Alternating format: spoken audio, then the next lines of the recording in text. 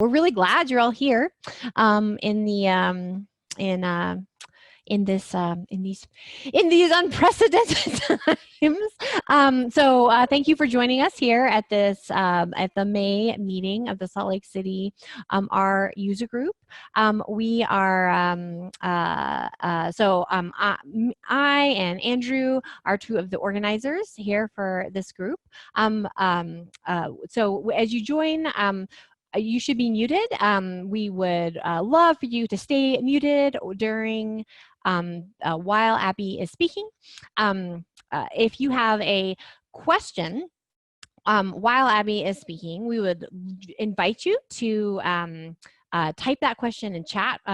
Andrew and I will be doing a little bit of moderating during the talk, and we can draw her attention to those questions. At the end, we're going to try to leave some time for questions at the end, and you can use that Zoom raise hand feature, and then you can be unmuted, and if you'd like to not type in a whole long question, but rather speak what your question is, we can at the end have time for questions and use that raise hand feature. We don't expect anything untoward to happen here, but this is a space that is a professional and welcoming space, and as an R user group that is part of the supported by our consortium, we adopt and abide by the R consortium code of conduct, and so that does apply both to this online space in addition to when we have in-person meetings. So there's a link to that you have there. You will all probably found us via our meetup site, but that's where we'll continue to have announcements. We do have a June meeting in the works. I haven't quite gotten it on the site there yet, but it's going to be towards the end of June, and the topic is going to be big data in R, and I'm pretty excited about that. It's actually our March meeting that when COVID-19 was really ramping up, we canceled, and so it's gotten moved to June. I think it's going to be a really exciting topic, so you can look for that, and we expect that to be an online presentation as well. So I think that those are all of our announcements. I didn't forget anything, right? No? Okay, so I'm going to introduce Abby. So Abby Kaplan is our speaker. Abby is a data scientist at Salt Lake Community College. For those of you, I think we have a mix of people here who are both Utah folks, Salt Lake folks, and people who are from outside of Salt Lake. We're really glad you're all here. For those of you who are from outside of the Salt Lake area, Salt Lake Community College is our local 2-year community college, and I'm really excited that the community college has been adopting more data science practices to serve our community. It's really exciting to see that. So that's where Abby works, and Abby has a background in linguistics. That's what her PhD is in, and she has been working as a data scientist for a while. I'm super excited because I always love when Abby talks, and also the topic that Abby is going to be covering is very interesting as well. So let's get started. All right. So I'm going to share my screen here.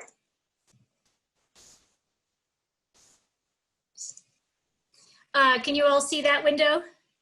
Great. Yes, that looks good. All right. Let me make it full screen for me. Okay. So yeah, and as Julia said,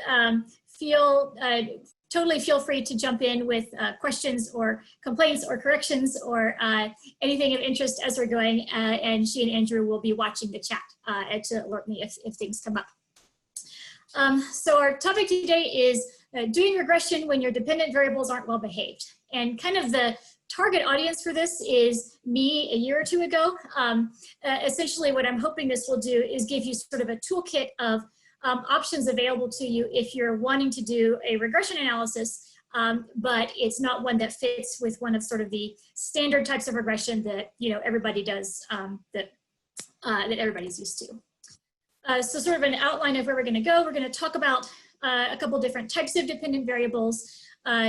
We're going to talk about specifically what this presentation focuses on. We're going to be working with a specific data set all the way through and looking at different ways of analyzing it. And then for each of 3 different types of kind of inconvenient dependent variables, we're going to look at several different options you have for doing regression on those variables.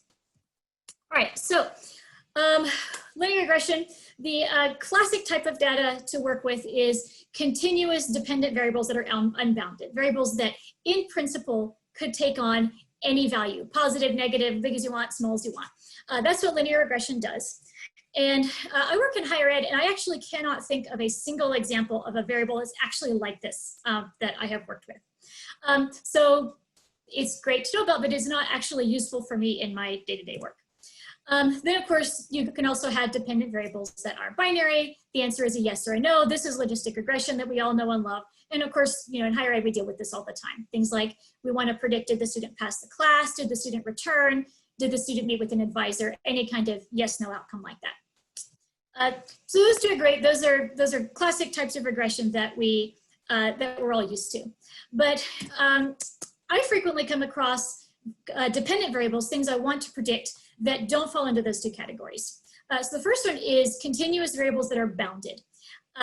So this would be something like if we want to predict a student's score on a test, where, for example, the SAT is defined as it can't, on a given section, it can't be more than 800, can't be less than 200 or whatever it is. Or if we want to predict students' GPA, this comes up a lot, right? GPA, by definition, is between 0 and 4, cannot exist outside those. Or if we want to analyze, say, section fill percentages, right? These are bounded. And we'll see in a bit why classical linear regression kind of can do these, but it doesn't do them very well. Another kind of thing that we frequently come across is discrete variables that are ordered. So there's more than one level, unlike a binary variable, and they have an inherent order to them. So this is things like letter grade. A is better than B is better than C, but they're not numbers. Or if you've got survey data, any kind of Likert response, strongly agree, somewhat disagree, and so on. And again, the linear and logistic regression don't play well with those kinds of things. And then the last type is that you can have discrete variables that are not ordered. Anytime you want to analyze, for example, a student's choice among various options that don't have an intrinsic order to them, like which section did the student sign up for, or which major did the student choose. That would be an example of unordered discrete variables. And of course, with all of these, there are options other than regression for analyzing these kinds of things, right? So particularly once you get into unordered categorical variables, you can do machine learning and so on. But today we're particularly going to focus on what if you want to do regression with these things. Yeah, so we're going to be looking particularly at higher ed data just because that's where I live. I'm sure you can all imagine in your domain what some of the analogous dependent variables would be. And as I said, we're going to focus on regression. We're going to focus on situations where what you want to do is not make the best predictions, but rather try to answer questions about causality or try to understand, for example, why the model is making the predictions that it does. So that's what we're gonna live today. And you're gonna see a lot of R code go by. This is both kind of a presentation. Also, there's a little bit of sort of a reference aspect to it. So the R code's gonna go by, but we're not gonna look at it in detail for how to fit some of these models, how to inspect them, and how to pull out the predictions. There's also a page on GitHub that has all this as a reference. That also has, if you're interested in fitting your models in STAN, it's got examples of how to do that as well. All right, let's jump in. So for our data set, we are going to be looking at final exam scores of students who were enrolled in Underwater Basket Weaving 101. Obviously it's fake data, but this is pretty realistic. I've tried this with lots of real data sets, and it gives you the general idea. We're going to look at 3 dependent variables in this data set. One is the student's score on the final exam, which is bounded between 0 and 100. So this is going to be our bounded continuous dependent variable. We're also going to look at final exam represented as a letter grade. And then we're also going to look at, for an example of that would be an example of an ordered discrete variable. And then for an unordered discrete dependent variable, we'll look at what are the days on which the class met. So did the student choose a Wednesday, Friday class, Tuesday, Thursday, or an online section?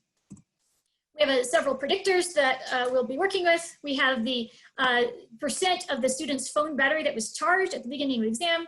We have the student's number of Twitter followers. Both of those are continuous predictors. We have a couple of fun binary predictors. We have, does the student prefer Luke Skywalker or Han Solo? And is the student left-handed? And then we also have the students' scores on the first 3 tests in underwater basket weaving.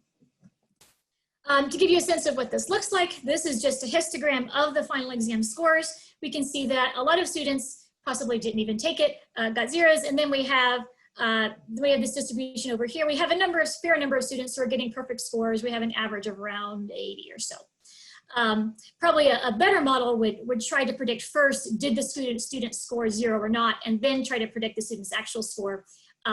That's a topic for another day. Today we're just going to try to predict score. All right, so starting off with classical linear regression. So the classical model models the outcome that we're interested in, the y, as the sum of a couple of pieces. There's the intercept, the constant piece. There is the effect of the dependent variable, so here beta x, and then there's some error term where each y is the predicted value plus a little bit of noise. And in the classical model, we assume that these errors are normally distributed with a mean of 0 and in some standard deviation sigma. Another way to represent the same model, and the one that we're going to use because it's going to be more useful when we extend to other types of models, is we can say that the y's themselves are normally distributed. They have a mean of alpha plus beta x, and they have some standard deviation sigma. Okay. So with classical linear regression, there is in principle no limit on what y can be. If you have the right x, you will predict y's. It can be as big as you want or as small as you want. What that means is that if you're working with a data set, y is bounded in principle, then there's a possibility that you could, for new data or even for existing data, predict values of y that you know cannot actually occur. So obviously, in general, it's not a great idea to extrapolate way beyond the support of your data. So in a lot of cases, like if you're predicting test score, but most of the students score don't even score close to the edges, right? Then there's not a lot of danger that you're actually going to predict impossible values. But there are also plenty of situations where you can do reasonable things and still wind up predicting outside the limits of your y. Basically, if you have hard limits on y, and you also have observations near those limits, then it's not inconceivable that you could end up predicting values that you know are impossible. So test scores, GPA, and so on. So just for comparison, for baseline, we're going to fit a classical linear regression to our final exam scores, and then we're going to compare that to some alternatives that do deal with this problem of the test scores are in principle bounded. So we can use our good old LM function R to fit a model that tries to predict final exam score from all the predictors that we've got. We summarize the model, and we see that students with highly charged phones are more likely to get better scores. Students who prefer Luke Skywalker get worse scores, which is how you know this is a fake data set, because obviously students who prefer Luke Skywalker would get better scores. And then of course, not surprisingly, the students' 3 test scores are highly predictive of the student's final exam score. Okay. So this is all well and good. When we pull the predictions back out of the model, if we want to see, hey, how well do our fitted values compared to our real values, we can say, well, okay, I know I might predict a score greater than 100 or less than 0. So let's just say if I predict a score outside of those bounds, let's just censor that and say, okay, anything over 100, I'll call that 100. Anything under 0, I'll call that 0. We can do that, and the model actually doesn't look that bad, right? I've highlighted in red the observations where we actually predicted a score outside of the bounds of what's possible. And there aren't a lot, but there are some here. So here we predicted the student should have scored below 0, and I have certainly graded exams where I was tempted to do that, but we know that that can't actually happen in real life. All right. Well, if we know pulling out the predictions that we want to censor these things, right? Well, it seems like the next step would be, why don't we just build that knowledge into our model fitting in the first place? So the first alternative to classical linear regression that we're going to talk about is censored regression. What all of these alternatives have in common is they say we're going to model we're going to posit a latent unobserved variable z. And this z represents the student's true knowledge or ability or whatever the thing is that we're trying to measure. And this z can, in principle, take on any value. So this z is kind of the y we wish we had. And so for censored regression, z is normally distributed just like the y was in our previous linear regression. But the problem is we don't observe Z, we observe Y. And Y is equal to Z within the range of possible values. But if Z is greater than 100, we just censor and get 100. Z is less than 0, we just censor and get 0. And so just to give you a quick sense of what these sort of censored normal distributions look like, we'll have a couple of these figures throughout. Each graph is a little histogram of a censored normal distribution. As you go to the right, the standard deviation, the spread gets bigger. And as you go down, the mean gets larger. So what we can see is that basically these things look like normal distributions, except that if you come up next to the edge of the space, you get a lot of probability mass that kind of piles up there at the edge. Well, R conveniently provides us with a package for doing censored regression. And when you do it, you fit your regular model, your regular formula, just like you do with a linear regression. But you can also tell it what the censoring values are. So here I'm telling it that on the left, I cannot observe a value less than 0. On the right, I cannot observe a value greater than 100. And I won't go back and compare, but the coefficient estimates we get here are actually quite similar to the ones that we got for the linear regression. If you fit a model like this, when you pull the predictions out of the model, what it actually predicts is not Y, but Z. It's predicting that latent kind of ability score. And Z, of course, can be less than 0 or greater than 100. So when we pull the predictions out, what we do is just what we did with the classical regression is we say, okay, if Z is greater than 100, I know kind of by assumption that means my Y was 100. So if we want to get our Ys, we just have to apply that same transformation to the Z that we predicted. And this looks pretty good. So again, we are predicting that some students go to 0. And it looks awfully similar to the linear regression in that we predicted some number less than 0, that was our Z, and then our Y is, okay, we know we would have observed 0.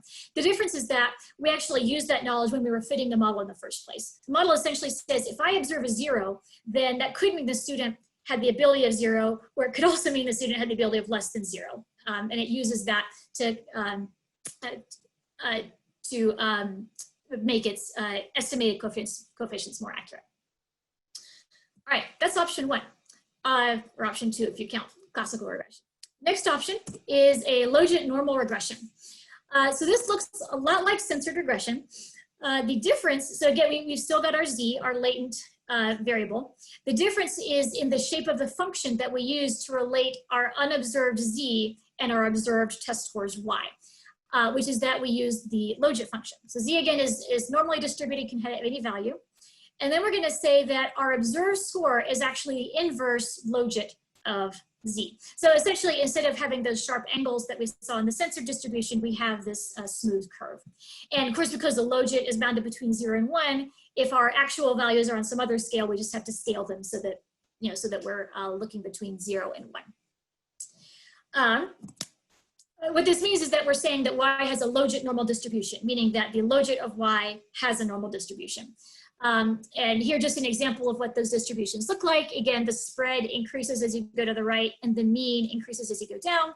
What we see is these look decently like normal distributions, except that as it starts to bump up against the edges of the space, you start to get some skew. If we're going to do this, we do have to do a little bit of pre-processing. So first we have to scale our observation so that it falls between 0 and 1, which for test scores just means we divide by 100. We also can't have observations that are exactly 0 or 1 because the Logit of that is infinite. Essentially what this function says is that since this is asymptotic, it never actually reaches 0, never actually reaches 1, essentially what we're assuming, and this is the non-ideal part of this model, is that it's impossible for a student to ever get a perfect score or a perfectly 0 score. And if we observe that, it's just because it was within a rounding error that the student got that close. In order to sort of undo the function, if we have a perfect score, we have to offset that a little bit. Okay. There are 2 methods in R that you can use to actually fit one of these. First is the gambless package, which allows is really handy in that it allows you to fit very flexible kinds of models. You can specify lots of things about the models that you can't do in some other packages. So here for the Logit-normal model, we just fit our regular formula, and then we specify that the family that we want to fit is the Logit-normal distribution. we can fit that model, we can pull out the predictions, and what we see is it looks pretty decent. We are, for students, we're predicting a lot of scores that are kind of below what the student actually got. We're seeing this kind of mass up here where the model seems to be struggling a little bit. So it's not bad, but it's all right. The second method that we could use in R to fit one of these models is, well, since the relationship between y and z is an invertible function, we could just take the logit of the y and fit our regular normal models, regular linear models like we're used to. So we can just use our LM and fit, instead of the exam score, fit the logit of that. And I won't go, but I haven't put these side by side, but mathematically they're the same thing. And whichever method you use, you get the same parameter estimates to within a rounding error. It's the same thing. So you can pull the predictions out of that. And again, we see that it's, it's kind of doing okay. All right. One more option for doing regression with bounded dependent variables, and that's beta regression. So we're going to take the same idea. We have this latent unobserved z, which is the true ability. And this time we're going to say z is a perfect function of our predictors. And we're going to relate our observed score to our z through a beta distribution. The beta distribution is one, it takes two parameters, and I, for one, have just a terrible time wrapping my head around it. There are two different ways to parameterize the beta distribution, and the less common one is the one that's more useful for us doing a regression. Essentially, you can give your beta distribution two parameters. One is what we call mu, and that is essentially the average value of the distribution. The other one is phi, and that's kind of like a scale parameter. It's basically how spread out is the distribution. So essentially what we say is we say that y is beta distributed, and the beta distribution is bounded between 0 and 1 with a mean that is the inverse logit of the student's distribution, because the mu has to be between 0 and 1, and then some scale parameter. It's like when we estimate the sigma for the linear distribution. I always like pictures, so here's just what some beta distributions look like. Phi goes up as you go to the right, and the mu goes up as you go down. This is sort of the opposite of sigma, and that a larger phi actually gets you kind of a narrower distribution. What we see essentially is that it's kind of skewed towards the edges of the space at 0 and 1, and looks a little bit more normal as you get far from the edges of the space. The other cool thing is that beta allows you to get these bimodal distributions. You can have all your mass kind of piled up at the edges, which in some cases might be what you want. For final exam score, we saw that there were a whole bunch of students who got zeros, and then there were a fair number of students over at the other edge. So there might be situations where that is like truly what is going on underlyingly. All right, of course there's an R package for this, the beta reg package. We fit the model, give it our formula. We tell it how to relate the mu and the phi parameters. So here we're using the logit to link the sort of the z to the mu, which is bounded. We can estimate the model, get our coefficients, and this is what it looks like. This looks not bad. It doesn't have that kind of mass up here that we were getting with the Logit-normal model, although we do see that the model is sort of struggling to predict anybody doing very well. This is a very pessimistic model that thinks nobody's going to get above a 90. But again, it's not bad. All right. Well, something I struggle with is when I have several options for how to do something, I want to know what's the best one so that I can choose the best model and get the most accurate estimates that I can.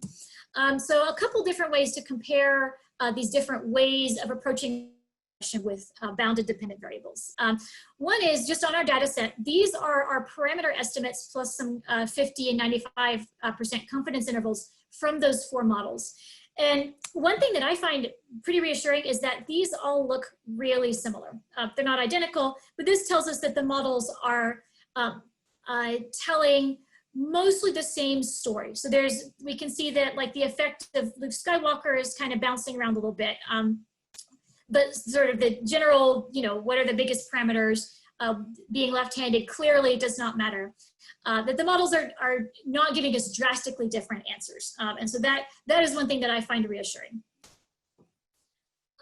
We can also, just to see kind of how the models relate to each other, these are just the predictions of the models, not comparing the predictions to the actual values.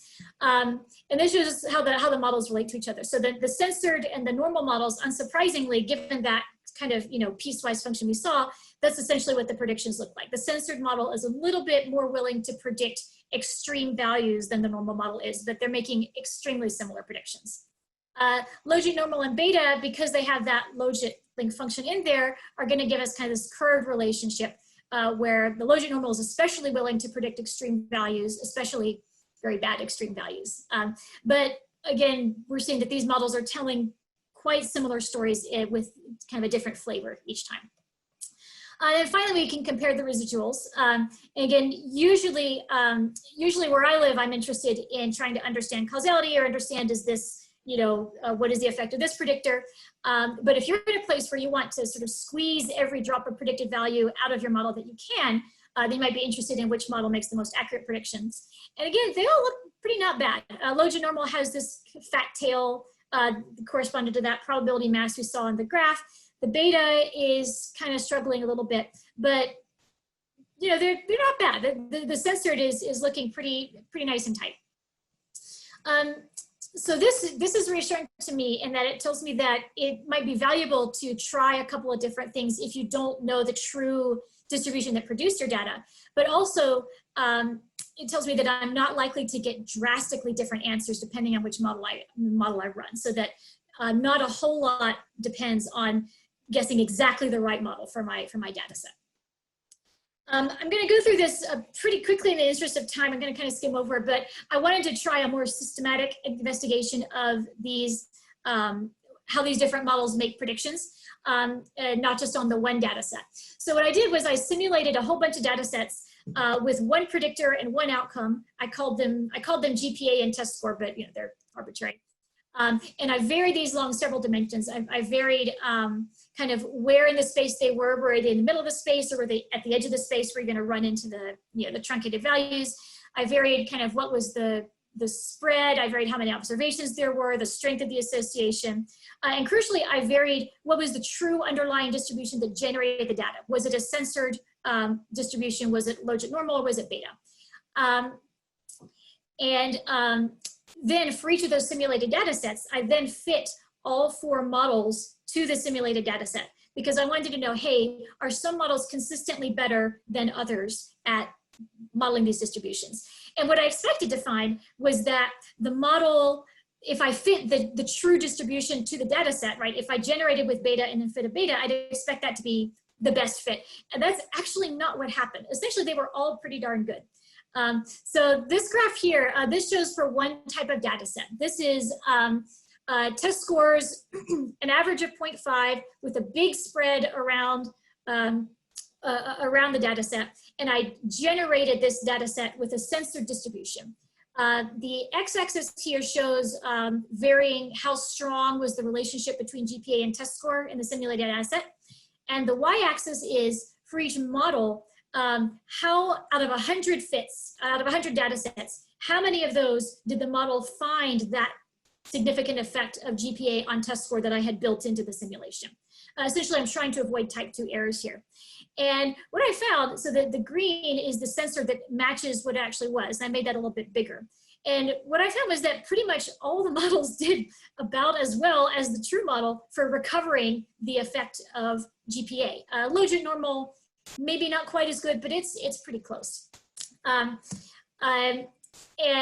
when we look at, this is sort of varying all of the parameters in all the simulations that I ran. And essentially what we see here is that all the lines are on top of each other. The one I showed on the previous slide, I pulled out the one that had the greatest difference between, a model, between 2 models and their ability to find a significant effect. And it just, yeah, it looks like pretty much all these models perform pretty well. And so that's reassuring to me that if I get unlucky and I guess wrong as to what distribution I care about, I'm not going to get a completely stupid result. All right. And again, the residuals also, no matter which model you fit, they all look not bad. All right. So that's regression with bounded dependent variables. The other 2, we don't have as many options, and so they will go faster. First, we're going to talk about ordered logistic regression. So this is where you have an ordered discrete dependent variable. So in our data set, we have final exam grade. So this is imagining we didn't have the score, imagining we only had letter grade, A, B, C, D, or F. And we want to predict that based on our usual set of predictors. Well, we could do a classical linear regression if we wanted, although it's not a great idea. We could turn our exam grade into a factor and say F is 1 and D is 2 and so on. And we can fit a linear model, and it's not good. So what we have here is we observe the final exam grade, and then here's the grade we predict. And clearly we are predicting grades that don't exist. And we don't even predict anybody's going to get an A. So like there's nothing here, but clearly this is not great. So we want something better. We want something that doesn't assume that, say, a D is twice as good as an F and a C is 3 times as good as an F, because that's not the reality, right? So alternative is ordered logistic regression. So the way to see how this works, think first about logistic regression. One mathematical interpretation of what's going on in logistic regression is we assume we have this unobserved underlying latent variable Z, which is the student's performance on the exam. And we assume that this Z has a logistic distribution based on our predictors. And what we observe is our Y, which is whether the student passed. And the probability of observing a success is equal to sort of the area under that curve of the distribution of Z that's greater than 0. So if the greater Z is, the greater the chances that you're going to observe a yes for Y. And the smaller Z is, the smaller the chance that you'll observe a yes for the Y. Well, ordered logistic regression is just a generalization of this. So we have our same performance, our same Z, which is the student's performance. It is logistically distributed. And the Y that we observe is now not a yes, no, but now it's several categories, A, B, C, and so on. And in addition to fitting our predictors beta, we're also going to fit a series of cut points between each of the categories. So we're going to fit a cut point between an F and a D, a cut point between D and C, a cut point between B, C and B, and so on. And then your probability of getting a given grade is equal to the area under that Z that falls between the 2 relevant cut points. So if most of the area of that curve of Z is within the B area, so to speak, then we predict your most likely scores of B. So what this type of regression gives you is a predicted, for each observation, the probability you will get an A, the probability you will get a B, the probability you get a C, and so on. So again, of course, R has a package that lets you do this. You specify your model as usual. And when you fit it, what you see is that the estimated parameters you get are not only your predictors, but also all of the cut points between the different categories that it saw. We can pull out the predictions. It's more dimensions to work with, right? Because now we're not getting, a single mean predicted value with maybe some spread. Now we're getting, here's the probability you got an A, the probability you got a B, probability you got a C, and so on. There are a number of things you can do with this. I just said, tell me the grade that was most likely for that observation for my fitted values. And of course, because of the way the model is set up, you can't predict any levels other than the one that you got. And this looks like pretty good. Of course, as we're getting into categories, there are other ways of visualizing, model fit that are better than this. But I'm just going with sort of the format that worked well for the other types of regression. All right. The cool thing about ordered logistic regression is that there is a check we can do. There's a check we can do for this data set. So for this data set, we actually have the score. And if you have the score, you're probably going to predict the score and not the binned version of the score, right? Because if you try to predict letter grade when you actually have the numeric score, you're sort of throwing away information, right? But the cool thing about test scores is that there is a very clear real world sense in which what happens with test scores is the way the model is set up, right? Which is that literally you get an A if your score falls between these 2 numbers. You get a B if your score falls between these 2 numbers. And that's how I assigned letter grades for this data set, was everybody with a score between 90 and 100 got an A, and so on. So essentially this Z, this latent Z that we are modeling is, or should be, the student's actual test score. Now the scale of the Z doesn't matter. The scale of this thing is arbitrary, right? You'll notice that on this on this diagram here, I didn't actually put numbers for the Z because they don't matter. You could move the whole thing up by 72 and you'd still get the same predictions, right? So we're not going to predict, the Z should not correspond to the student's actual numeric test score, but it should be something like a scaled version of that. So this actually plots the student's final exam score, which we did not put in the model, against the predicted latent Z, which is our predicted, student's ability or whatever. And then I've put cut points here for where, where I actually put the cut points for letter grades and then where the model put the cut points. And like, this is not a bad fit. Like, this would hold its own against some of the linear regressions earlier where we were actually giving it the score and trying to predict that, which tells me that probably there's just a limit into how much predictive ability there is in the predictors that we happen to have. All right, so that's it for ordered logistic regression. One more, for discrete outcomes that are not ordered, where you have, for example, which section did the student choose or which major is the student in. Here, there's just, I didn't even try to fit a classical regression because there's no possible world in which it makes sense, right? It could kind of make sense for ordered logistic, even though it's not great, but multinomial, there's just no way to do it. So for this, what we're going to predict is what section is the student in? Did the student sign up for an online class, a Monday, Wednesday, Friday class, or a Tuesday, Thursday class? For multinomial regression, the way that this works is that we're going to posit this time not one latent variable, but for each observation, right, for each student, and for each possible outcome category, so online, Monday, Wednesday, Friday, or Tuesday, Thursday, we're going to posit sort of the propensity of that observation to fall into that category. We have to fix one of the categories at 0 because otherwise we can't estimate the model. Essentially what this means is that we're independently predicting what of your properties will encourage you to do Monday, Wednesday, and what of your properties will encourage you to do Tuesday, Thursday. And what we're going to do is we're going to put all those together and say, okay, sort of which one wins, essentially, in a probabilistic fashion. I put the formula there, but essentially what this does is, what the model does is it takes your propensities for each category, normalizes them, and turns them into probabilities that sum to 1, which is what we need. There are packages that will fit these for you in R. You feed it your model. I fit a reduced version of this. And the coefficients aren't showing up for some reason, but what it gives you effectively is what is the effect of battery life on your likelihood of doing online? What is the effect of battery life on your likelihood of doing Monday, Wednesday, Friday, right? And you put those all together. You can get predicted values. You can pull them out. Again, what you get, the predictions you get out of this are for each category, what's the probability you would have fallen into that category. This model is doing pretty well, mostly because I simulated some data that was actually predictable from the predictors that we had. So we're getting most of the students in Tuesday, Thursday, not many in online, and so on.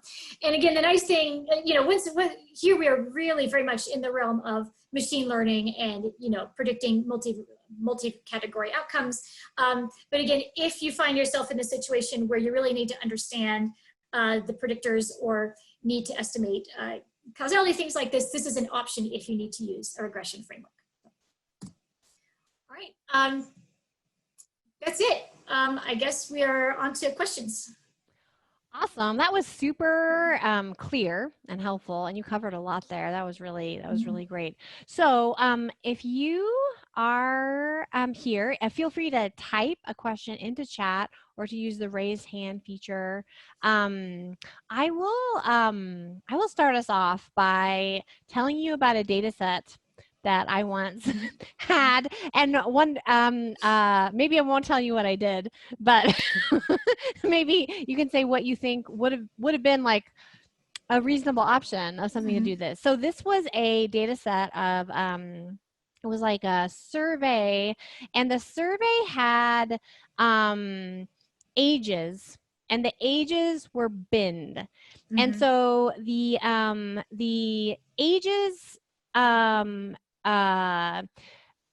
have numeric meaning. It's so it's like a 30 is 10 times less than a 40, but I didn't have, and it's not it's not really continuous. So it's not really a continuous value, but it's not like the situation with ABC where you're like, it would be silly to make like the B 2 times more than the A and the C 3 times more. So what when you prepared for this or in your work, like what kind of practices are there out there for situations like that where you have binned data, you know, that you could take, say, like, you know, the lowest value in the bin, or, you know, treat it as a number. You could, like, what are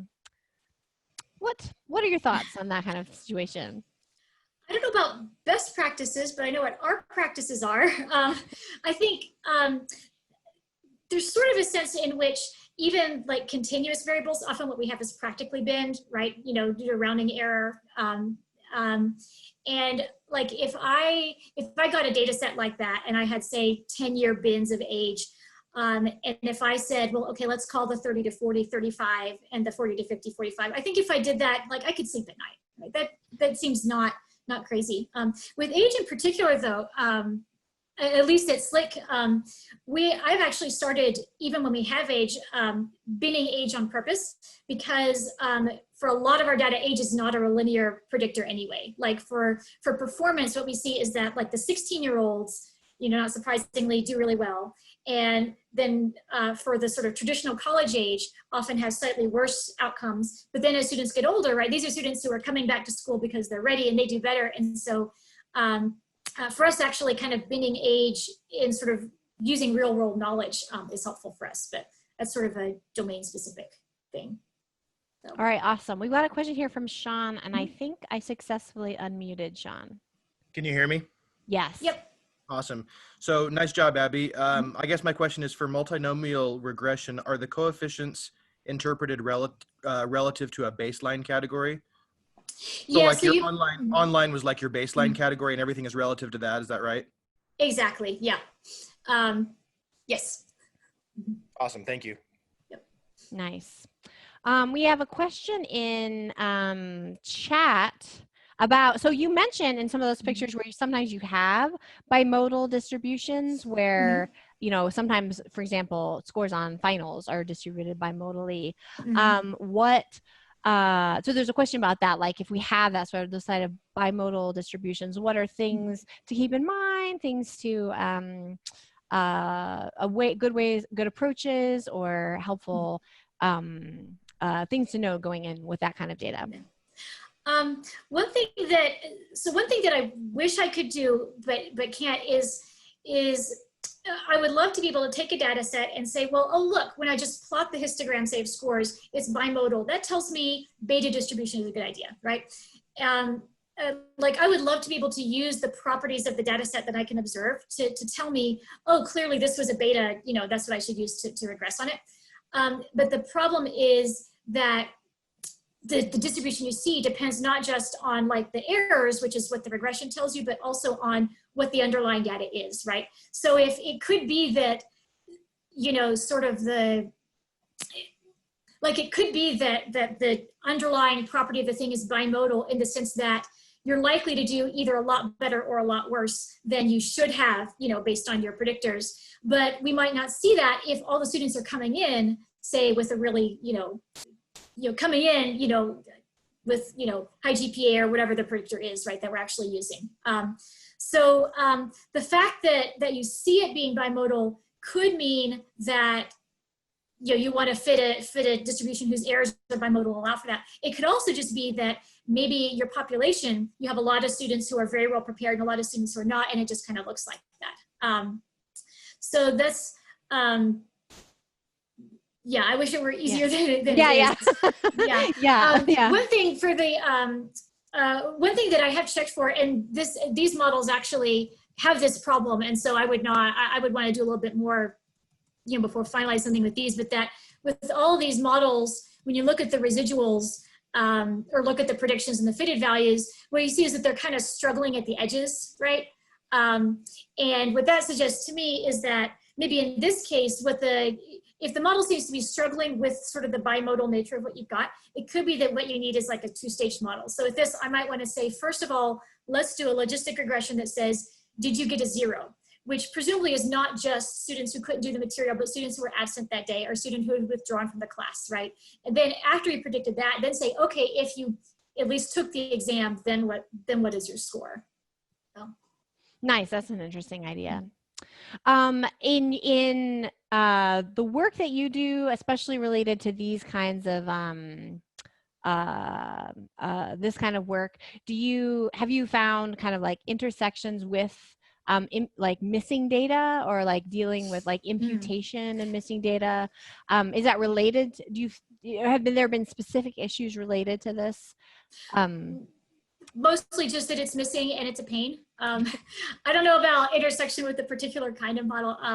Things like, so we often, for example, want to predict student outcomes, and of course something like your prior GPA is a very good predictor. But if you're if it's your first term, you don't have one. And for a lot of students, we have, say, high school GPA, and for a lot we don't. We've tried various things, and at least with our data sets, like we've done everything from impute 0. We've tried imputing a random sample of, observed GPAs. We've even done a little bit of trying to, like in Stan, trying to make that part of the model, right? Another one of your parameters is for each missing GPA, what do we think the GPA is? We at least haven't had situations where that made a giant difference in what the model does, but we typically do try to at least impute something because we know that that things are not missing at random for our students. If something's missing, there's probably a reason for it. Yeah, that's really interesting. That's all super interesting to hear about. Does anybody else have any final thoughts or questions? All right, well, Abby, that was extremely interesting, extremely detailed, and thank you so much for your preparation and for sharing with us, and your flexibility in doing it in remotely. Thank you all so much for coming. We're really glad that you were here, and we're going to be getting our June, like I mentioned, we're going to be getting our June presentation up on our meetup site very shortly, and we would love to see you again. So thank you all again so much for coming, and we will hope to see you again another time.